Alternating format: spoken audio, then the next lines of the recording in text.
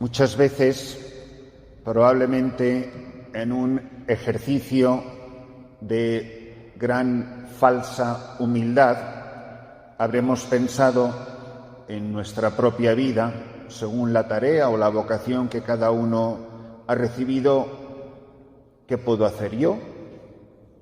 Si yo solo soy una persona sola, pobrecito yo, ¿qué va a hacer uno frente a todo lo que le rodea?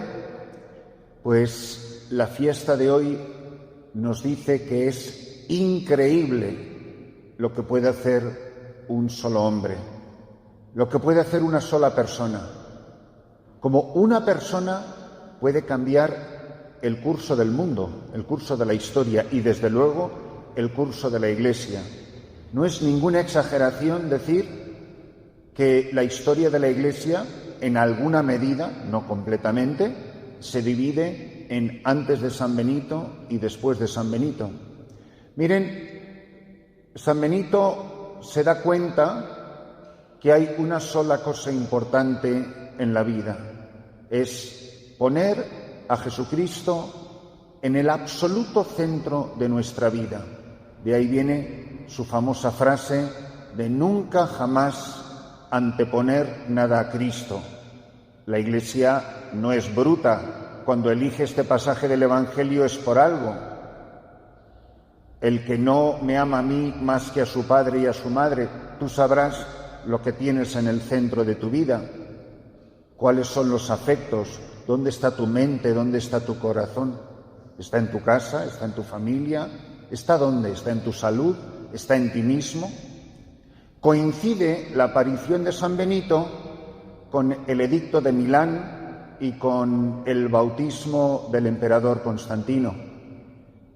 Hasta San Benito, o quizá un poquito antes San Nicolás, solo se podía ser santo. La perfecta imitación de Cristo implicaba el martirio. Es decir, hasta que uno no derramaba la sangre por Cristo, no había sido perfecto discípulo, no se había configurado plenamente con Jesucristo. Hasta San Benito solamente se considera santos, digo alguna excepción como San Nicolás, solo se considera santos a los que han derramado su sangre por Cristo o han vivido una vida del todo excepcional, pero implicaba el martirio de sangre. A partir del edicto de Milán cesan las persecuciones contra la Iglesia y es un momento de gran crisis y hay que replantearse la vida cristiana, porque si ya no nos persiguen es muy difícil ser mártir. Entonces empiezan a descubrir que hay otro tipo de martirio, el martirio blanco, y de ahí aparece el martirio rojo en la historia de la espiritualidad, sobre todo del monacato antiguo, cosa que les afecta muchísimo, por cierto, a ustedes, hermanas, el monacato antiguo, donde la imitación de Cristo consistía en gran medida en imitarle hasta el derramamiento de la sangre, y después del edicto de Milán, cuando ya no hay persecuciones, es muy difícil ser mártir. Entonces aparece el martirio blanco. ¿En qué consiste el martirio blanco? Es un verdadero martirio, solo que no es que me maten, sino morir a mí mismo, a esos tres enemigos que llevo dentro o que me rodean, que son el demonio, el mundo y la carne. Coincide en que él literalmente inventa un nuevo modo de vida monástica, que no existía hasta él, y que comienza con su regla, que es de mediados del siglo VI, la regla de San Benito, donde se pasa de la vida anacorética a la vida cenobítica, que es lo que viven ustedes en este monasterio. Y es el que descubre la idea de una comunidad, esto es una frase muy importante, una comunidad de solitarios. Esto es lo que es la vida monástica en este monasterio. Una comunidad de solitarios.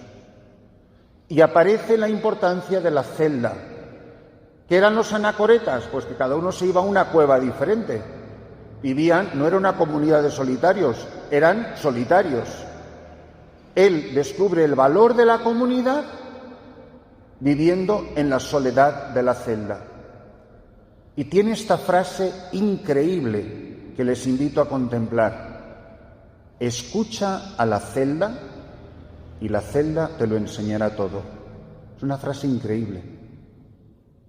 Por eso en el monasterio no se vive en dormitorios. Es un error llamar a las habitaciones dormitorios. Ustedes no duermen en dormitorios. La celda es mucho más que un dormitorio. La celda no es un lugar donde voy a dormir como son nuestras habitaciones. Es un lugar de encuentro con Dios. Y por eso no se entra en la celda uno de otro, porque es violar la intimidad de una persona con Jesucristo. Es interesantísimo toda la espiritualidad, pero una homilia no da para mucho más. Pero todo esto está estudiadísimo en la historia del monacato. Y este hombre descubre una nueva vida. El martirio es el monasterio. El martirio es la convivencia con los demás. El martirio es la fraternidad. El martirio es morir a mí mismo. Cuando les pregunten, ¿es difícil la vida en el monasterio? La vida en el monasterio no es difícil, es un martirio. Y decirlo con muchísimo gozo y con muchísima alegría. El mártir, mártiros en griego, es el testigo de Jesucristo. He venido aquí, ¿a qué ha venido usted? A morir. ¿Me van a matar? A lo mejor. Pero me maten o no me maten, he venido a morir. He venido a morir a mí mismo. A un yo que lucha y lucha y lucha y lucha por vivir. Que no quiere morir. Que sigue enamorado del mundo, que sigue enamorado de sus afectos humanos, que sigue enamorado del bienestar, el del vivir cada vez mejor, que no quiere ser pobre, que no quiere ser casto y que lleva dentro de sí la rebelión del demonio, del diablo y sus ángeles. Non serviam, no quiero obedecer. He venido a morir a mis afectos en la castidad, a morir a mi voluntad en la obediencia y a despojarme de todo. El no anteponer a Cristo. He venido al monasterio porque he encontrado, dice San Benito, un tesoro. Y el tesoro es Jesucristo. ¿Y para qué quiero hacer mi voluntad si lo que quiero es hacer la tuya? ¿Para qué voy a estar preocupado de mi padre o de mi madre, lo que dice el Evangelio, de mi hermano o de mi hermano, si te tengo a ti? ¿Para qué quiero cosas si en ti lo he encontrado todo? Esta vida monacal se va extendiendo por toda Europa, se van fundando nuevos monasterios que se convierten, por supuesto, en lugares de espiritualidad, pero sobre todo también en lugares de cultura y de progreso y de desarrollo humano. Junto con su hermana Santa Escolástica, nos dejan un testimonio de vida que al día de hoy tiene tanto que decir al hombre moderno, que quiere hacer lo que le da la gana, que ha roto todas las normas de la afectividad y ha tirado el sexto mandamiento por la ventana, o el sexto y el quinto y el segundo y el primero y todos los demás. Miren el mundo en el que vivimos y que nos sigue fascinando y que además quiere cada vez acumular y acumular y acumular más posesiones. Frente a eso, la libertad es su regla, que es digna de leerse y meditarse independientemente de la vocación que podamos tener cada uno de nosotros. Pidamos por la intercesión de este gran hombre, de este hombre providencial en la historia de la espiritualidad católica, que nos dejemos impactar, que nos dejemos llamar a la conversión, que tiene tanto que decir la vida monacal al hombre de hoy, que no puede vivir sin ruido, que no puede vivir sin palabras, que desde que se levanta tiene que encender una radio, una televisión, que necesita estar comunicado con todo el mundo, aunque cada vez vivamos en mayor aislamiento y soledad. y que cuando uno quiere verdaderamente entrar en vida de oración, por eso la extraordinaria importancia de, junto con la fraternidad y la celda, el valor del silencio en los monasterios, es la única manera de escuchar la voz de Dios, que es a lo que se ha venido, a escucharle y a hablarle, a un mundo que está lleno de palabras vacías, lleno de ruido inútil y que hace imposible la vida espiritual, que hace imposible la vida de oración.